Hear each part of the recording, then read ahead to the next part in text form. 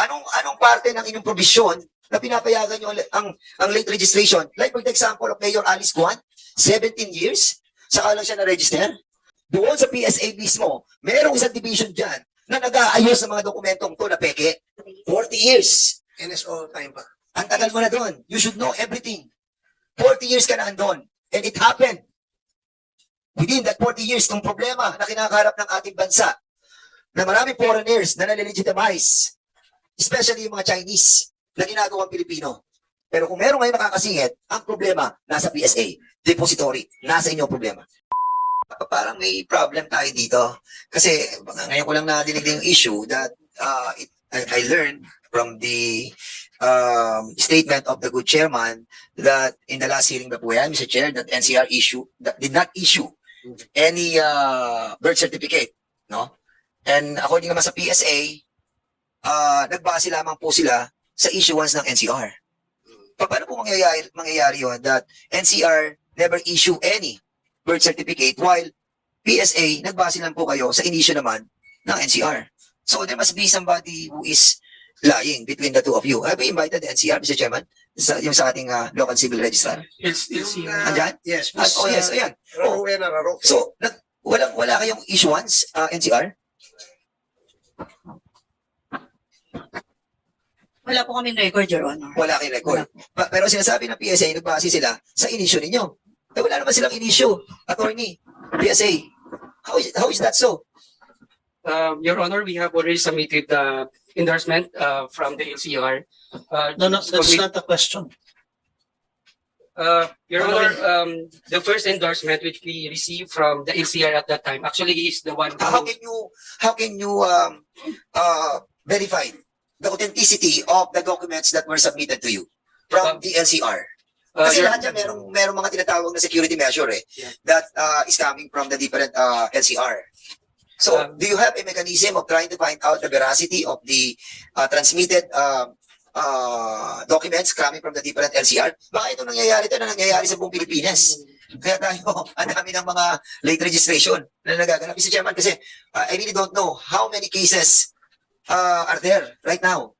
So, attorney, what is the mechanism for you to find out the legitimacy of the documents coming from the LCR?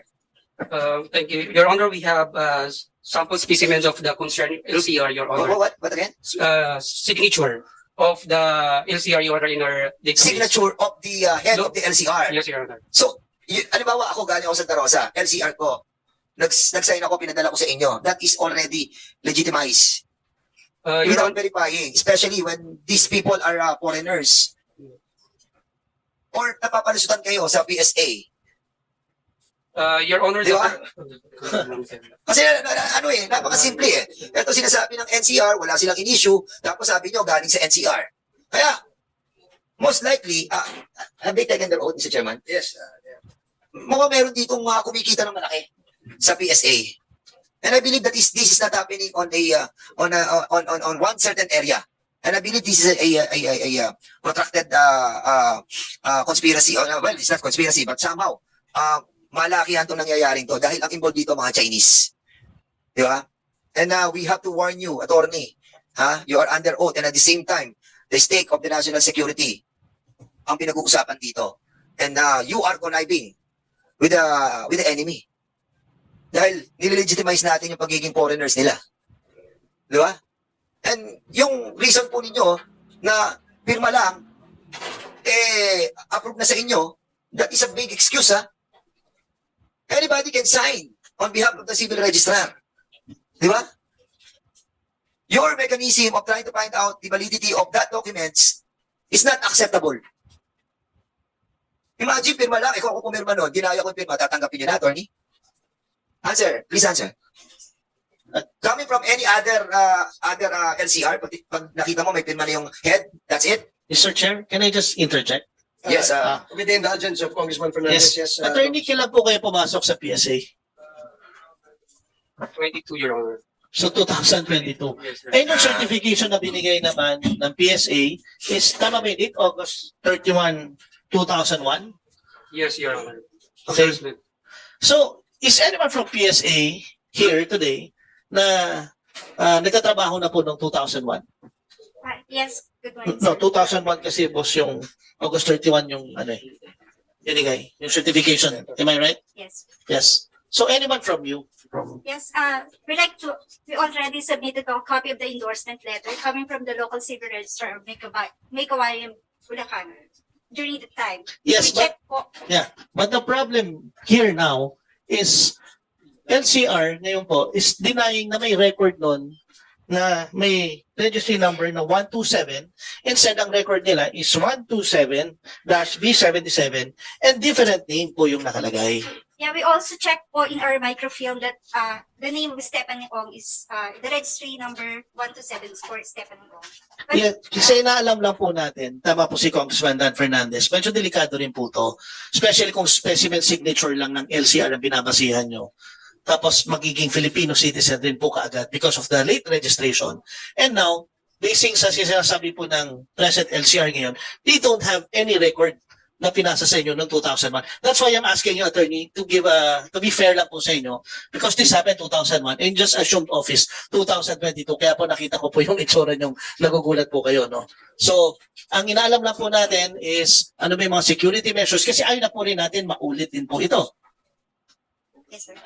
This time po, we are strengthening po yung process with delayed registration. Meron po kaming drafted na memorandum regarding this. Based din po sa mga suggestion na we need to require the late registrar to appear. Yes, but eto na po yung case natin ngayon. Sinasabi po ng LCR walang record sila regarding the Willie Ong. So, ano na po ang remedy natin sa PSA ngayon regarding the status of the citizenship of Willie Ong na nag-late registration na wala naman po talaga na record nag-emanate doon po sa ating LCR. Your Honor, with regard to your question, we have already drafted an endorsement letter to OSG for the filing of cancellation of the birth certificate of William. But aside from that, Mr. Chair, if I may, no? Well, I'm really sorry, no? Bago ka lang pala doon. I really don't know. And that was issued on 2001 pa. May we possibly know, kapag nanggaling sa NCR yung dokumento, what part of your agency received that document? Actually, may division of concern on the receipt and Dahil control. natanong ko lang, anong part ng inyong ahensya ng PSA ang tumatanggap ng dokumento na galing doon sa LCR, sa Local Civil Registrar? Siyempre, nagpapadala yan ng dokumento, di ba? Sino tumatanggap doon? PSA. Hindi nga, anong part ng PSA? PSA Anong is so big. division? There are different, Civil Registration Division. Civil Regis. Registration Division. Sila tumatanggap ng mga birth certificate na dinadala noong mga applicant. No. Sila. No po. Registration at the local civil registry level. Oo nga, di ba? Okay, sa local, di ba? So sinasabi nyo, dinadala pa sa inyo, meron din kayong kopya, di ba? Yes. Sino doon sa PSA ang tumatanggap ng kopya ng galing sa Civil Registrar? Sa provincial statistics office mo na po yun. So provincial statistic sa Office probinsya po. muna. Opo. And then dadalhin sa national. Yes. They provide po the copy for the PSA. So in other words, it's more of a ministerial job on the part of the PSA yung galing sa local civil registrar. Is that what you're trying to imply with us, to us? Yes, the PSA is the National Repository of the Documents. Depository lang kayo. Yes. So in other words, lahat na nakukuha na dokumento, paano to? Wala nang in-issue ang NCR eh.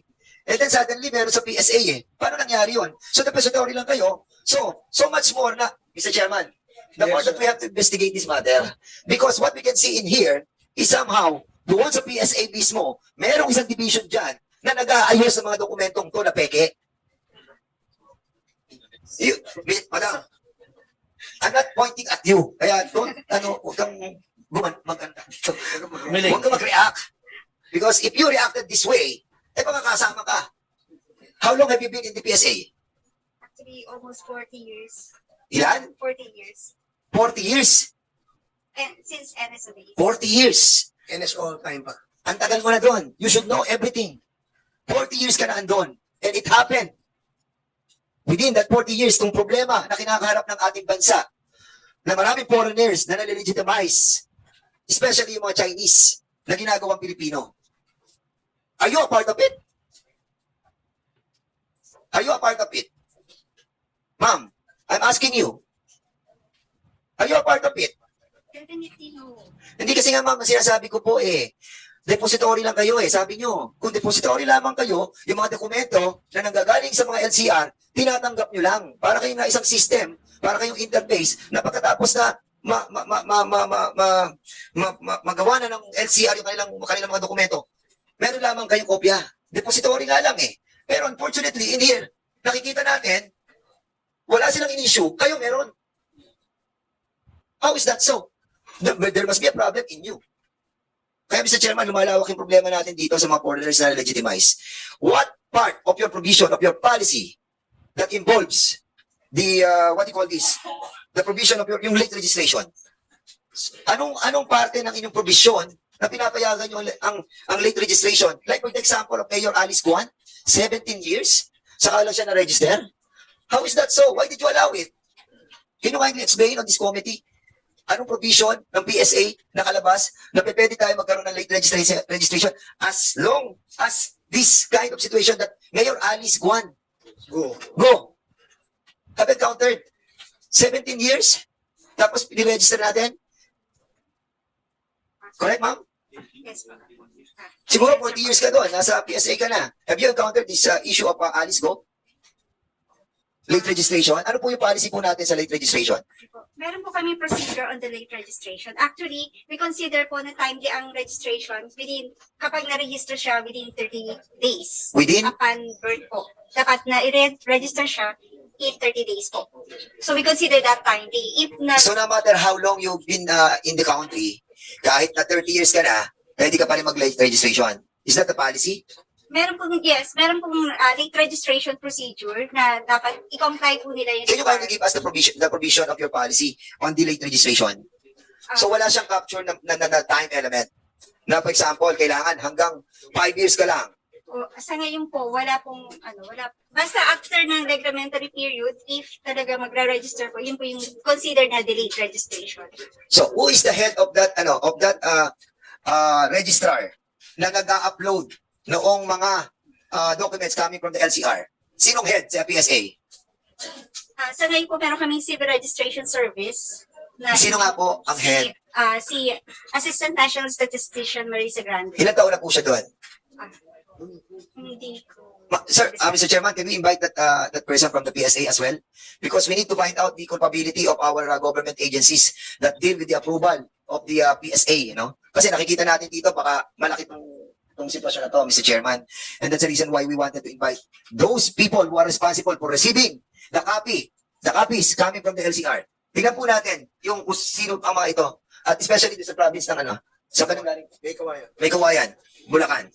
Sila yung depository. Sino yung head ng depository nyo? We need to invite them, Mr. Chairman, to shed light on this matter. Kasi kitang-kita po natin na may problema doon sa transmission Kung depository lamang sila, dapat talagang magre-reflect lang kung ano nanggagaling sa mga civil registrar. Pero kung meron ngayon nakakasingit, ang problema nasa PSA, depository, nasa inyong problema.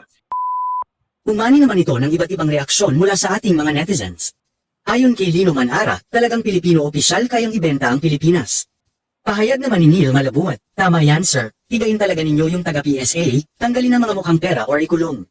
At ito naman ang saloobin mula sa ating kababayan na si Jaime De La Rosa, much better freeze immediately the bank account ng matataas na opisyal ng PSA.